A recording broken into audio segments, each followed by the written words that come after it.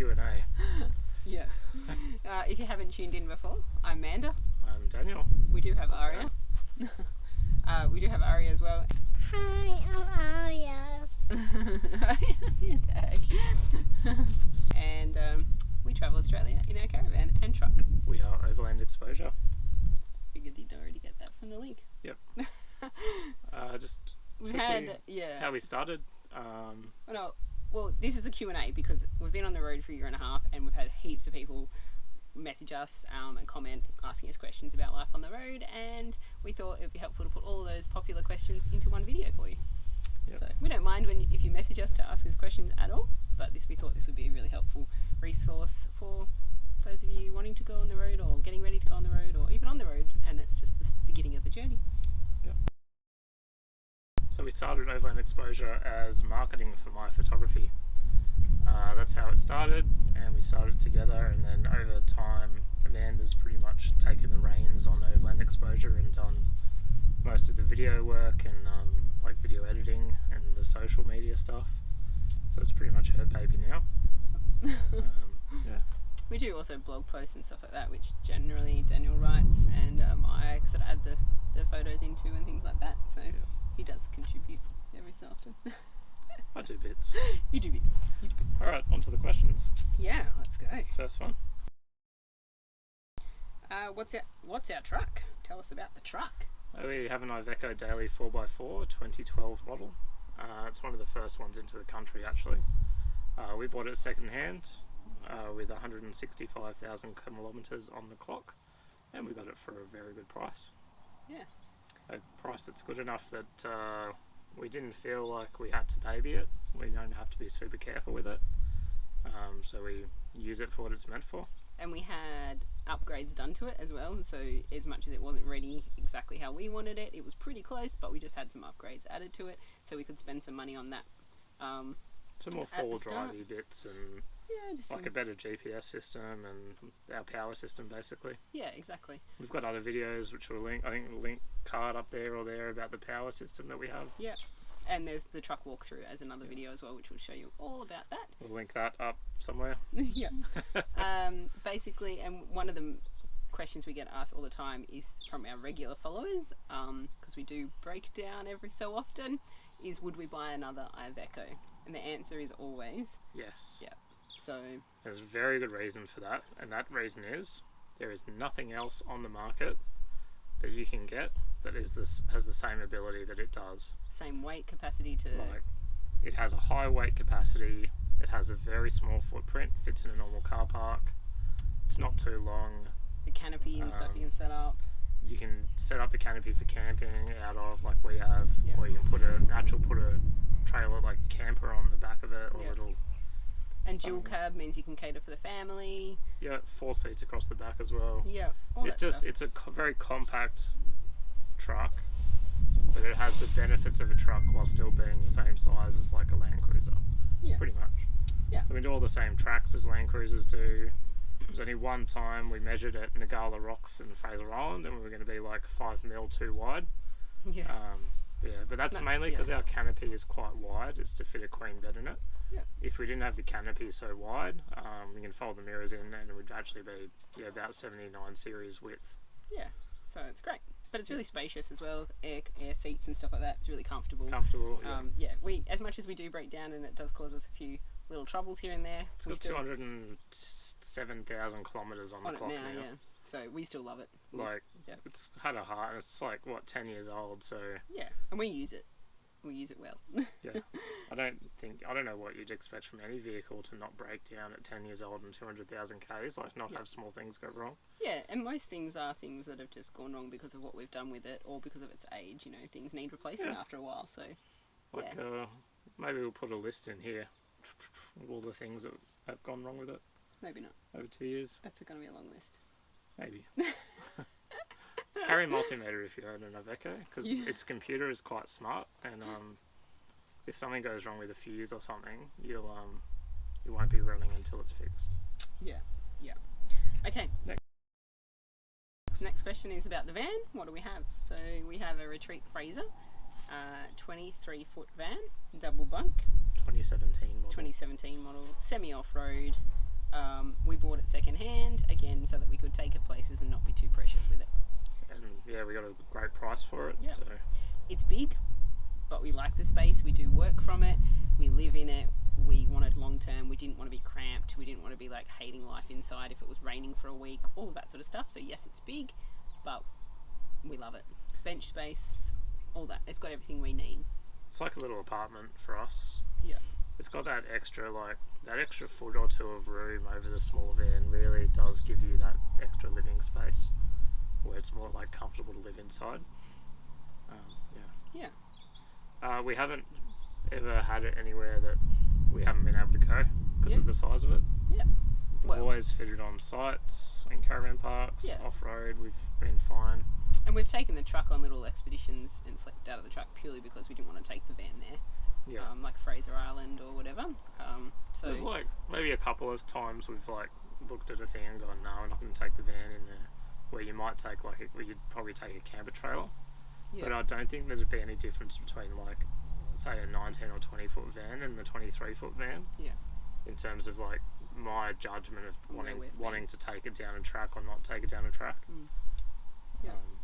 It's either like take a caravan in there or not take a caravan at all. Yeah, for sure. All right. Sunny's off now.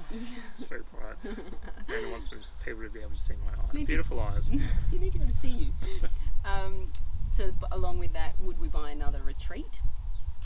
Yeah, we have no reason not to buy another retreat. You know, things are broken, but again, we use it. We take it on Cape York, we take it on Cape River Road, we take it where we want to go, and things break, and that would be with any van. The build quality has been generally good. Yeah. One thing I'll say is the same as a lot of vans, like chipboard cabinetry in kitchens, and heavy appliances like microwaves, ovens, and fridges being just bolted in by with chipboard just is a bad Big combination. screws, yeah. So yeah, we would probably if we were to get another retreat or another van, we'd probably try for new and be a bit more specific with a few things in terms of cabinetry builds and stuff like that. Just and drawers not being the bottom not being stapled and stuff like that, because they just over time and corrugations they just break. Yeah. So for where we want to go with ours, even if you've got a full off road, the cabinetry is still the same. So generally, there are a few brands I think that are doing things differently. yeah. If you are one of those brands and you're watching it, reach out to us. Yeah. Yeah. Because we intend to stay on the road for a while, so this van may or may not continue with us for who knows how long. This is all the questions we're asking ourselves at the moment: is how long do we stay this van? Do we upgrade? Do we change? We're always questioning those things as we go along, aren't we? Yeah. So yeah. One thing we won't be changing is the truck. The truck, yeah, the truck will stay. All right. It's got everything we need as well in terms of bathroom, bunks, Showers. shower, blah, blah. We haven't used a caravan park shower in 2 years almost 2 years on the road. Yeah, We just use our shower. It's been an occasional because it's been a luxury shower or something, but it's rare, very, very rare. I don't think I've used one at all. No, I can't think. Okay, so that's our stuff. That's our. We've got a little extra tool that you use, which is your Suron in our kit. Yeah, electric motorbike. Which is electric motorbike, and I'll pop a card in here with the rundown of that. I never know which side it's going to be on. Yeah. So that's the other part to our kit, but it's not obviously as bigger focus as the truck and the van. Yeah.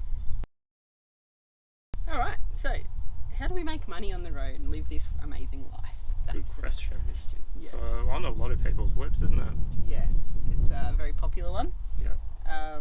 Well, as you know, how we started Overland Exposure was to originally promote Daniel's photography. So obviously that was a business. That business we've had running for about 8 years. 10 years. 10 years. Be close to 10 years, I'd say. Be close to it, yeah. Yeah. So that business. So it's a long-term business that we already had running. So we just basically took that on the road and closed a gallery that we had to go on the road to capture more images back to online sales. So therefore it's an online business, true online business through our own website that we maintain and sell from Daniel's artwork. Yeah. So that's So one we're way. also we do have investments as well, which help support us, which we worked really hard for. Yeah. Usually the question that goes along with this is, did we sell up? The answer to that is no. We still own a house. That's one of our investments that we rent out, and we did rent out prior to living on the road for a couple of years while we were living elsewhere in another rental. So we sold our stuff. We sold our cars, our motorbikes, and furniture and all of that, which then went into the bank to partly fund the first year on the road. But we didn't ever sell our house, so that's still an investment that we have. So that's kind of 2 ways of us so far making money. We also didn't spend too much on our setup, which some people spend a lot of money on their setup. Yeah. Which is fine if you can, but yeah, our choice was to buy what we bought and save some money in the kitty. Allow a longer time of travel. Yeah, to allow a longer time. So then that leads into Overland Exposure was really at the beginning a marketing tool, and it's actually turned into its other business. So you're watching YouTube, we now make money on YouTube, or have done for a while now, but we make money. So when you sit there and watch an ad through our videos, we make money from that. If you skip the ad, we don't make anything. I know who you are. So I do it too. If you don't like ads on YouTube, you can always grab YouTube Premium. That's what I do personally, because I watch a lot of YouTube. But he still wants to support. Ads. So I pay for YouTube Premium. It's like $11 a month or something, and you don't get any ads on YouTube. But it still supports the creator. Yeah, when you watch a video, they get a little bit of YouTube Premium income instead of advertising income. So that's a way. If you hate ads, you can still support channels that you watch. Yeah. So so that then is another income, YouTube and things like that, and that's now also led into, because we have a reasonable following on our social media, Instagram, Facebook. All of that has led into things like affiliate marketing, which is where we get sent a product, we promote the product. If we like it, we test the product. We test the product. We test it, promote it only if we like it. We are very fussy in that. If we don't believe in it, don't agree with it, don't like it, we won't promote it to you. And then we get discount codes for you guys, and then we get a kickback as well if you use our code or link. So that's another way we make money. We also do have a couple of sponsorships, ambassadorships as well that keep us going, which involve contracts of work that we need to do. Main one being Camps Australia wide. Yeah. So Camps 11 books and stuff like that. Camps Bandium. And the Camps app. Yeah. So we use those products to find our campsites, where we want to camp, caravan parks, station stays, all of those types of things. And they actually, we work with them to keep the app and books up to date, and review places, represent them, that kind of thing. So that's one of our kind of sponsorships that we have.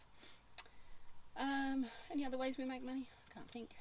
With our business, YouTube, affiliates, sponsorships. Website. We have a website. Oh, yeah. If you haven't checked it out before, it's there. Yeah. I write articles for it. Forgot one other thing. There's ads on that website. If you click on an ad, we get paid a bit of money. So we just try and keep useful information up there, and it just sort of sits there and things that are exists and long term as well. So guide to Cape York or things like that. I've got a long term, a 3-year review of our angle freezer, for example. So we do get paid from ads through that as well. But yeah, and the other main one is the internet kit. Oh yeah, our internet kit. How did I forget? Yeah. So Daniel's experience as a comms tech that led us to create the Overland Exposure Internet Kit, which is the most affordable and reliable and most sought after internet kit for travelling Australia. Involves an antenna, a mast, and some connections and things like that, and then basically you can travel around and have internet in almost all of Australia. Daniel created that kit, we did it together, and then we've teamed up with a company who distribute it for us, and we obviously get a kickback for each person that buys our lovely kit. So and we do provide support for that. Yes. And answer a lot of questions and things like that, and we don't care. People ask us questions and we'll direct them to, even if our kit's not the right solution for them, we'll direct them to somewhere to something that is the right solution for them. We don't care that much about, we're not going to sell you something just to sell you something. We're not hard selling, no. Yeah, so we just prefer it. We just like helping people. Yeah, exactly. So if you do need internet and our kit doesn't quite fit for your system or whatever, and you contact us, we will try and help you get the right system to work. For that reason, we're testing Starlink at the moment, Yeah. Even we're up in the Northern Territory, and Where it's not meant to be working. where it's not meant to be working, and we're testing it out up here. So yeah, Which is super cool. We're yeah, kind of, super cool. yeah, staying ahead of the game on the internet stuff, because internet's really important for a lot of people on the road. Yeah, So we love having internet. we need just it to makes for a big work. difference. So yeah. Means I don't have to work as hard to make sure YouTube's up if I've got internet. Like, yeah. All right, that's pretty much everything about that. Hey. Cool. All right, so the next question is like school on the road. So For Aria, For our Aria, daughter, yeah. who is 4.5. yeah, so Aria's 4.5, which means she doesn't actually have to be enrolled in any sort of formal education program. I am a teacher, so it just comes naturally anyway to me. And she's actually a really inquisitive kind of kid. So we do learn things on the road. Obviously, while you're traveling, you're learning lots, and I do specific kind of reading, writing, maths activities with her. However, she doesn't have to technically be enrolled in anything yet. Amanda does a lot of teaching with Aria, like just practical teaching exercises and words Yeah. and flashcards, and we're always asking her questions and pointing things out. Yeah. We will have to start formal education soon. Yeah, obviously when she's required to, which is the age of 6 for New South Wales. However, She's well ahead of the game anyway, so yeah, and being a teacher myself, I can kind of facilitate that. I will say that there's a lot of families on the road that do have to like figure this out because they do have school-age children, and there's so many options like homeschooling, online schooling, distance ed, school of the air, and technically road schooling is a way of doing a homeschooling with your approach focusing on the things that you're doing on the road and travelling. So that's my approach really at the moment in terms of preschool level stuff with Aria, is that we do a road schooling preschool type program. I know what she needs to be learning at her age, and we kind of just facilitate that when we can.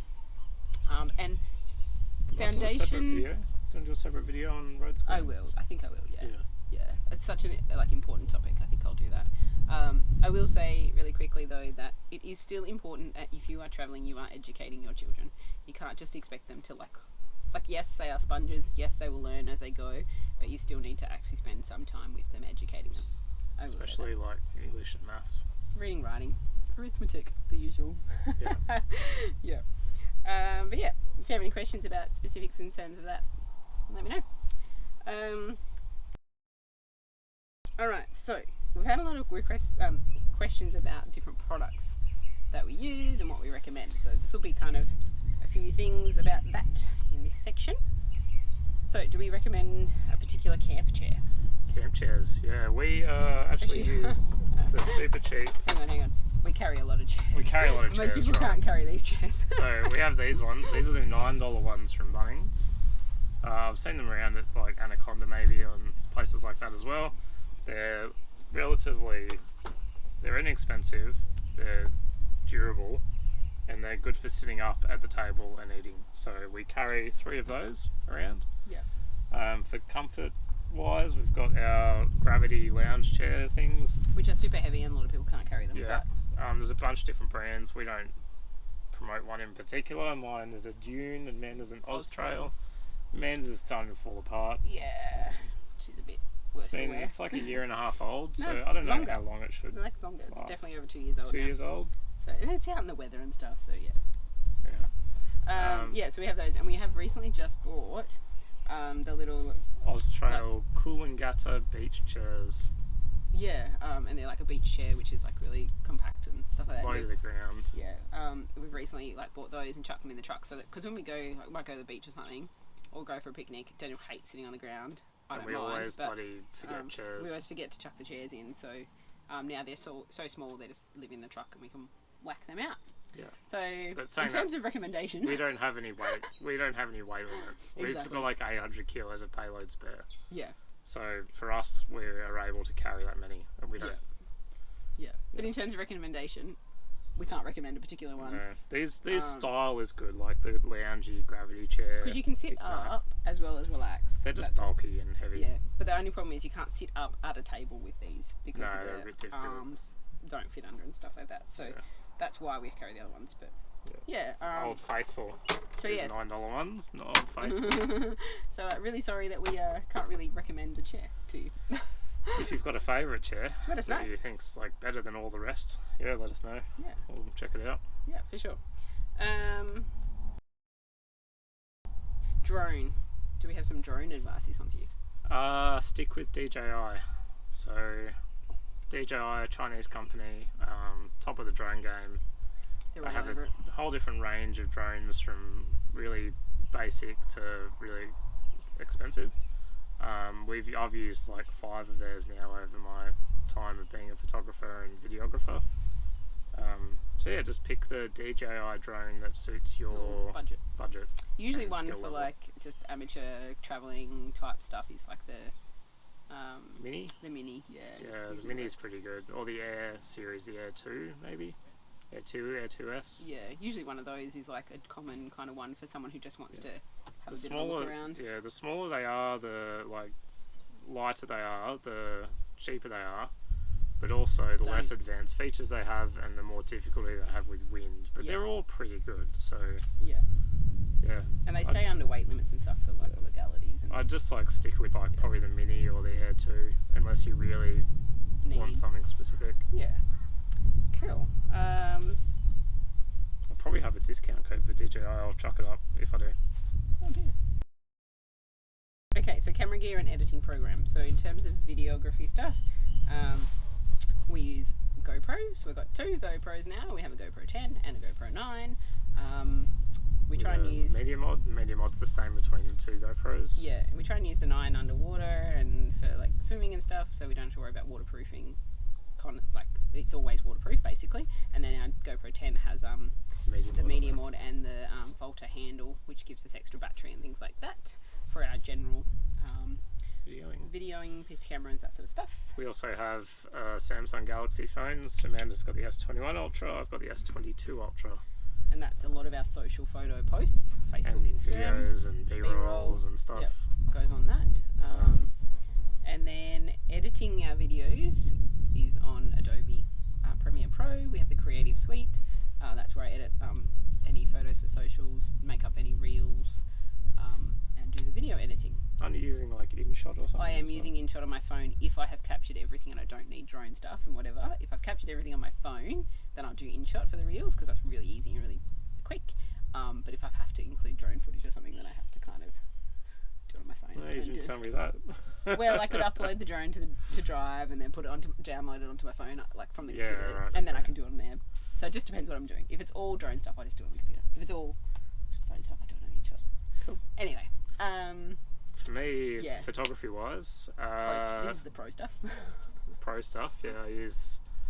I actually use the S22 Ultra for scouting my shots, and that means like I'll use it while we're out looking around at places to take a quick photo in an angle of place that I think might work, and then check the results on a screen, and that gives me a good idea of if the shot I'm thinking of is going to work or not work.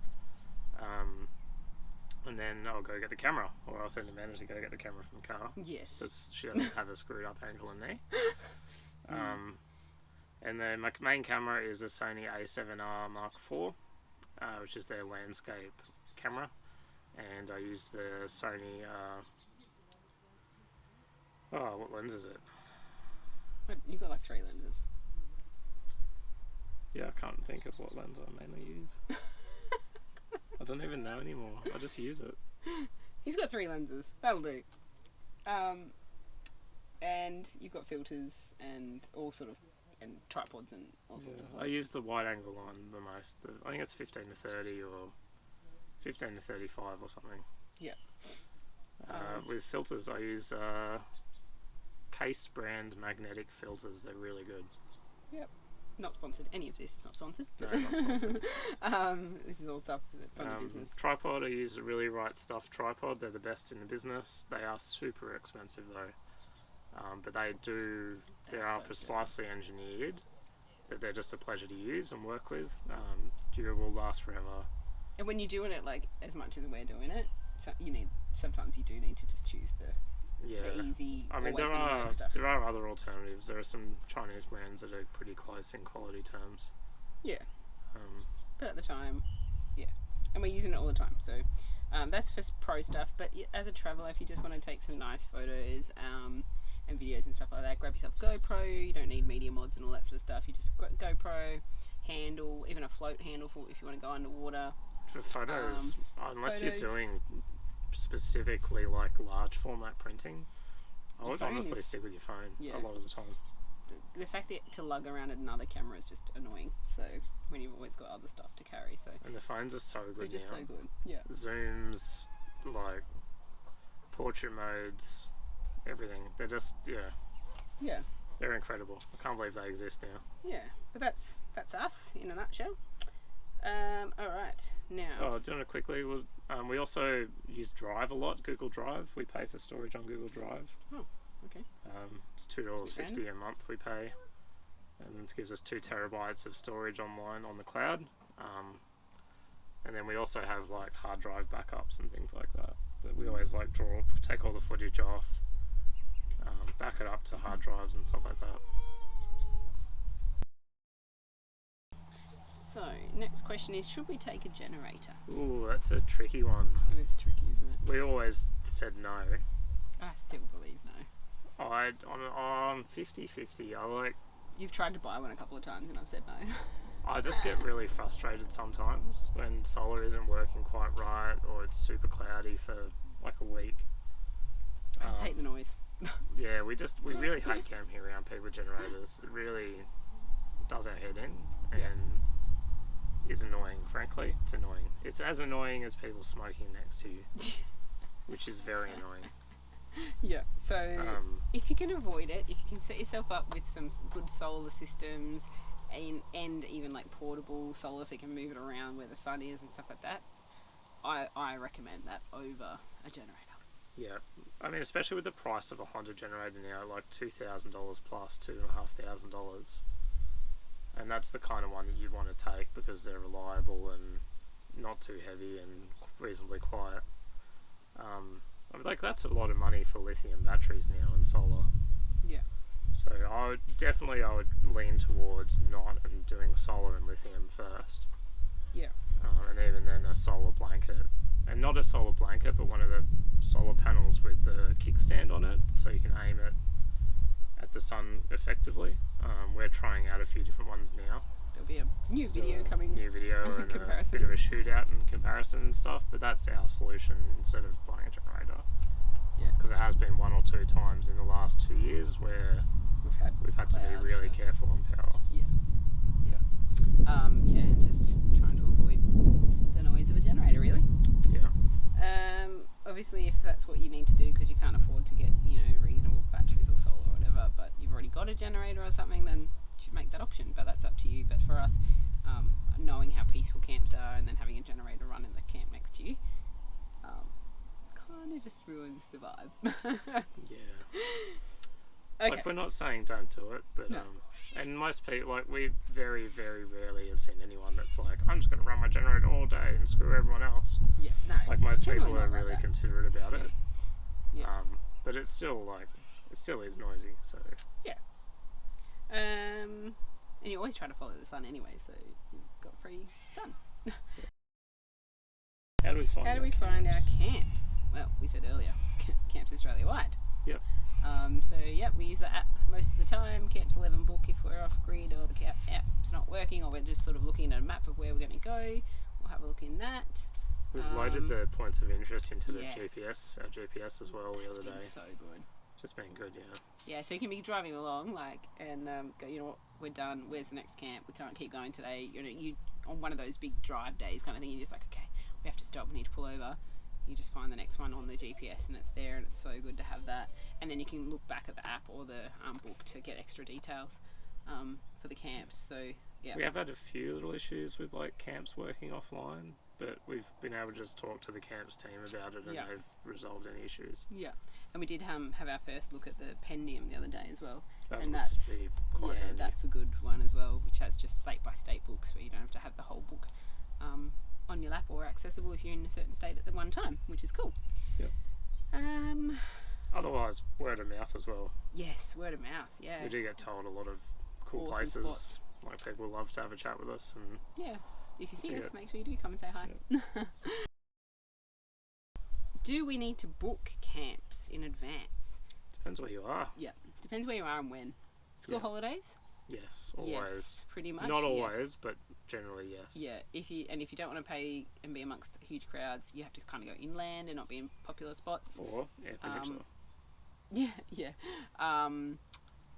But yeah, there's been a few areas where we have had to book even outside of school holidays. So we were recently in Darwin, and we didn't book in advance. It is dry season, and Darwin's kind of like a midpoint for people coming from the east, people coming from the west, people coming up the middle. It's kind of the middle spot. And yeah, all the caravan parks were pretty much booked out. Still managed to get ourselves spots where Got we a hip needed, camp. but Yeah. and we stayed at some friends because we know people there and whatever. We stayed at friends' places and stuff, so it all We worked found, out. But if you are travelling in that peak July, And like Broome, Kununurra, Broome, Ningaloo, WA coast, Ningaloo, around Exmouth. all that You stuff. just have to, like, it sucks, So but you it's have to. Yeah, and honestly, we hate it. We could do a whole like 20-minute video on how bad the online booking systems are. But we're not going to go there. Well, we'll just and quickly even touch on then, it. like- We'll just quickly touch on it. So, WA national parks online bookings, they're cheap camps and they're on the beach, so they're sought after. Never used to be a problem. Everyone would just rock up. There'd be enough space for everyone that rocked up. And if not, you move to the next one. If not, you move to the next one. Now with online bookings, it's like people are just booking 6 months in advance. For a month, because you can book a month. at a Booking a time. month, they're like not turning up. They're picking 2 weeks out of a month to go. They're booking multiple sites in in different the camps Ningaloo, for the same time, and then picking it which is whichever best one for has the wind. no wind. Like It's just, and this is all first-hand like knowledge from people that have spoken to us that are regulars to and these things spots. we've seen, like Yeah, especially in Ningaloo, there was like honestly 1/3 of the camps were always empty. yeah, and like honestly, we spoke to someone who had been going to the same camp for 20 years, and they literally admitted what they did to make sure they got a good site for their 1 month holiday. Like they admitted to us what they did, and they like it's just and even in like the territory. So we used to live in Darwin, and when we were in there recently, trying to get a spot at Litchfield National Park, we used to just roll up Friday afternoon, Saturday morning to a spot, pull up, camp up. Where now it's all booked. There would never be an issue. Like, No, exactly. And now it's all booked. We actually went to some of these camps to have a look at see how if they were literally full and the bookings everyone's turned up. And again, like no, Sandy Creek 4-wheel drive area, we couldn't get a booking, and then we went there, and it was 12 sites empty. 5 p.m., 5:30 p.m., and there were 12 sites empty. And how many people are going to rock up after 5 p.m? Maybe a handful, but not 12. Yeah. So And we it's just- couldn't stay there. We couldn't stay there because we didn't have a booking. yeah. It's a bit sucky. But anyway, we weren't going to go there, Daniel. Yeah, it's a pet peeve of ours. We just like to have the cruisy life of rocking Not up having to book and not having to book places. and be on a schedule. Like we've had to miss places because we've had to book places, and it's just been really stressful. And other even people, being, we talked to a lot of people, and we're like, if you're coming west, you have to book. Mm. You're like, and everyone's like, I don't like booking. I haven't ever booked. We're like, yep, Well, yeah, exactly like right, us, but yeah, you have to there. yeah. So If you want to get spots on the beach, like even in the beach camps, yeah, you just got to do and it. not have to day trip for hours. Yeah. Anyway, we won't keep going. So how do we find water and where do we fill it? So Camps Australia, find water, easy. app, yep. Most towns have some sort of water fill up point that you can stop at. Some are paid, some are not. Some are blah blah blah. It's Even not. dump points normally have taps. Yep. Don't use the supplied hose. And if it's use got your own hose. non-potable, don't use it. Obviously, potable, don't use it. But usually there's somewhere in town, whether you have to pay or not. We haven't really come across a town that hasn't had water, No. have we? No. If you need water and you have to pay for it, well, that's what you do. Exmouth we paid for it, but it wasn't too much. Yeah. And what about weekends with free camps? Yeah, they can be tricky. State forests we found on the east coast. State forests, we tried to avoid state forests On because they were weekends. free, and there was a lot of like 20-year-old-ish groups going and partying, and stuff. And yeah. So we did learnt that pretty quick. We tend to avoid free camps near towns on weekends. Yeah. on the East Coast. On the East Coast, we haven't really had a problem down the middle or South Australia or WA in the last little while. So it's kind of weird to think back to those times. Yeah, it was a long time ago. Yeah. Okay, this is an interesting one. How do we feel about sharing special camp spots that are now getting overrun and ruined? Do we keep some a secret? No, No, not we for you don't. guys. No, if you follow us for camps information. I'll suffer that. We have been asked once or twice to not Yes. promote a campsite that we've been told about by someone. A local. Usually it's a local in a town that it's a local camp. That they keep local knowledge only. And we have been we've been told about them, but been asked not to promote them, and so we have honoured those wishes. Yeah, we do the right thing by the locals in that town and not share those ones. It's only been a handful. Couple. Generally, we're happy to share everywhere we go. Yeah, and in terms of being overrun and ruined, I don't think that's really happening too often. I think it's a bit of a hype on social media that it's happening. Yeah, but most places that we go, like I'll mention the Eyre Peninsula specifically, really relaxed about free camping and camping anywhere on the Eyre Peninsula. Low cost, yeah. No fuss with like just pulling up on the side of the road somewhere. No fuss with like no camping signs everywhere. But you know what? We didn't see a single piece of rubbish anywhere on the Eyre Peninsula. And there was no like toilet mess left by people. There was no one like permanently camping anywhere. It was just like everyone just respected and did the right thing. Yeah. So.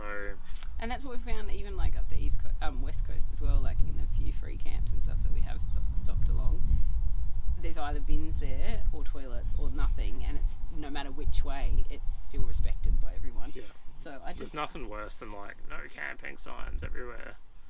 Like if you're a council and you're gonna like put no camping signs everywhere, you're better off trying to charge $5 per camper vehicle or whatever. Honesty box and just with an honesty box and just put a bin there and collect the rubbish bin. And use the $5 per person. And use the $5 to pay for that. Yeah.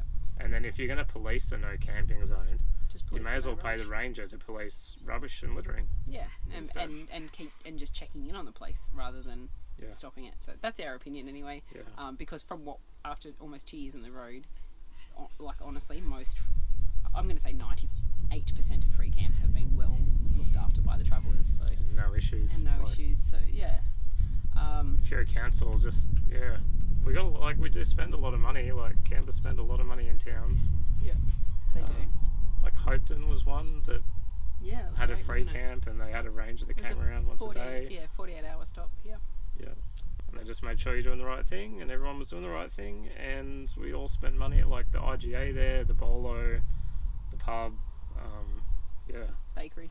Yeah. Bakery, like a lot of tourist dollars for the town that they wouldn't have got otherwise. Yeah, so. absolutely. Yeah. All right. Here are some like random questions that people are asking. Not really. They're more about us and our as people rather than about overland exposure and life on the road. So, are we producing another calendar? Good question. Maybe. Should we? You tell us. Yeah, we used to do calendars for Daniel Courtney Photography up in Darwin and then down in Newcastle. We have enough photos and stuff to do an Australia-wide calendar. But then we have to like print it and produce it and stock it and all that sort of stuff. And distribute it. And it'd have to be like enough demand there to do it. So let us know if you want a calendar from Daniel Courtney Photography. Yeah. If there's enough demand, we'll put the work in. Yeah. Will we? We personally don't use a calendar. We use our phones now, but a lot of people do. A lot of people do like it. And they're not too heavy. I guess you can have it in the caravan. What is your favourite place to visit? Well, we haven't seen everywhere yet. No. My mind keeps going back to Early Beach and snorkeling on the Ningaloo. Yep. Definitely an Ningaloo. We do love visiting Darwin though as well. Yeah, definitely definitely waterfalls. So I'm kind of like torn, but it's kind of got to be warm basically. So like tropics, like Atherton Tablelands, Early Beach, tropical reefy bits. So then that takes you to Ningaloo. Then it takes me to the waterfalls near Darwin. Yeah, it's too hard. So maybe there's some top few spots. Yeah. Cairns, blah blah. Yeah. What happened to our dogs? Oh, this is hard. I didn't cope. Basically, I didn't cope with travelling. I'll just do the answering here. Yeah. I had anxiety and separation issues, and we tried medication and all sorts of things. We trained with them for ages before we left, and they just basically it was us. Either we stopped travelling or we adopt them out. We chose adopt them out. We'd worked so hard to get to where we were to travel for us and our business, and Overland Exposure was starting to take off as a business that we had to decide, between. Doesn't make us feel good. Like we hate it. Still upset about it. But their life didn't deserve to be something that they hated. And we justify it to ourselves by thinking that Somehow. if we did stop travelling for them, we probably would have resented them a lot for it if we'd gone back to a house and not done the travelling thing in the dream. Yeah, and they were like 5 and 6 at the time when we had to make the decision. So they were going to live for another 5, 6 or so years. So it was like, and by then Aria would probably be in getting into the upper primary to high school age of schooling, and so it was one of those things. Do we stop and go back to a house and delay and do it again, try again in 5, 6, 7, 10 years when they passed on, or do we give them a better home and a better life? So long story short, Beagle Rescue Queensland, we were in Queensland. They're a Beagle specific organisation. They put them up for adoption on their socials and stuff, and within not even a week, within a couple of days, there was a family that applied to have them, and so they went together to a family with kids who've had beagles before, so knew their behaviours, knew what anxiety and whatever for dogs was about, and by all reports they're doing well and they're happy. We can check in with them as much as we want. We've kind of stopped that now because we do need to move on somehow. It's a bit painful. And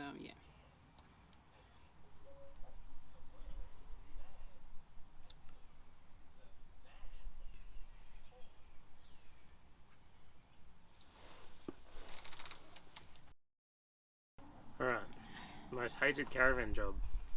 toilet. Putting the stabilizers down. So lazy, I just don't do it He very freaking often. hates that. I don't hate it, it's just annoying and I just don't do it. Unless it's for like 2 or 3 nights.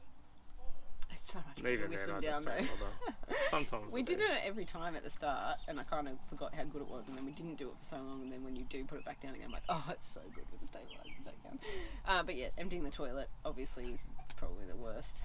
It's pretty gross. It's not the worst. It's not that bad though. It's not that bad. Like, honestly, it's We take it in turns. Yeah, we take it in turns. It's all part of it though. Like having the luxury of being able to free camp and have your own bathroom and not have to do a bush wee or whatever, dig holes and stuff. You know, like empty the toilet. That is probably, I don't know. I can't think of anything I really hate that much, to be honest. Fixing stuff. Yeah, which is never ending. People say boats take a lot of maintenance, so do caravans. Yeah. Stuff is always And breaking, cars. like small stuff. When you live in it and it moves all the time, like it just Yeah. stuff wears out, stuff breaks. Yeah. But yeah, I honestly, there's not really anything I hate. I don't know. It's just a good life. So you kind of just you just do what you got to do to live this life. So Yeah. yeah. Next. If we could teleport anywhere in the world, completely free for a day, where would we go? I think we discussed this. It's going to be Venice. Venice. But then I thought about like Iceland or something really like Greenland or something like really We haven't random. been there before. Yeah. Venice we've been to before. And we know both we loved love it. Mm. Yeah. Yeah, so Venice. Venice in winter actually when it's not packed. Yeah, yeah, that would be even nice, wouldn't it? That's when we went. It was winter. Yeah, yeah, it was good. We've been twice though, so yeah, we have travelled a little overseas. But yeah, that's probably it. How does Aria go on her own, and does she get bored? Sometimes. Yeah, sometimes it's reality. Every kid gets bored. But exactly, do you know what? It's actually good for them to get bored, because then they have to be creative and think of what to do to entertain themselves, or just learn to sit and just chill and relax. Because why do you have to be go all the time? We do find she always has kids around, like 90% of the time probably there's other kids There's other kids, yeah. She's find and met interact and with made. and play with and stuff. Yeah, met and made so many friends on the road. She's so confident. As soon as she sees kids in another van or another, camper trailer or whatever set up, she'll go, Mum, Dad, can I go over and say hello and introduce myself? Yeah, and straight over. Hi, my name's Aria. Can I play? Blah, blah. And we've had so many reports of how confident and polite and all of that she is. That it's awesome skills for her to have on the road that she's learnt. Because she's So on we the don't road as well. feel like she's missing out on anything by not going to like a preschool. Absolutely not. No way. No. She's very social. Next. And she does a lot of physical activities as well, like learn to ride a bike, probably younger than a lot of other kids. Swimming and like climbing and playgrounds and stuff. It's all physical stuff that she does socially and as well, so it's great. It's great. What lap time did you get around Eastern Creek on your motorbike? No idea. Can't remember. It was a long time ago. I think they've even changed the course since I did it. Wow. It was like a minute something. Yeah, so Daniel used to have a Kawasaki ZX6, there you go, Ninja bike, and went down to Eastern Creek for a track day thing and rode like a maniac for a little while, hey? It's a lot of fun. But yeah. So yeah, that brings us pretty much to end of the questions. Do you have anything else we think we need to share? Having a washing machine in your van's super handy. It's probably a kind of a must for my opinion. It just saves you heaps of money in terms of paying for caravan parks or There's also like laundromats and just the convenience of and being free camping, not having to go for washing to somewhere. go and hang around a laundromat or something like it's you can just do it. So if you've got access to water, or even if you carry a water bladder like us and you can go and get water and come back to your free camp and do your washing or whatever with your own machine, it's just so convenient. Just love it. So that's another thing. What do we drink? Someone asked us that. Oh, did they? Yeah. I drink cider And lots of it. and I drink And- spirits And lots of it. and occasionally a wine, a sweeter wine. Amanda drinks Not lots of that. Moscato or Summersby cider, Hey, I've just tried or maybe a cocktail. Yeah. I was gonna say I just tried the ginger beer the other day. It was alright. Oh yeah, she likes the ginger beer. Yeah. All right. That's it. Yeah. Thanks for watching.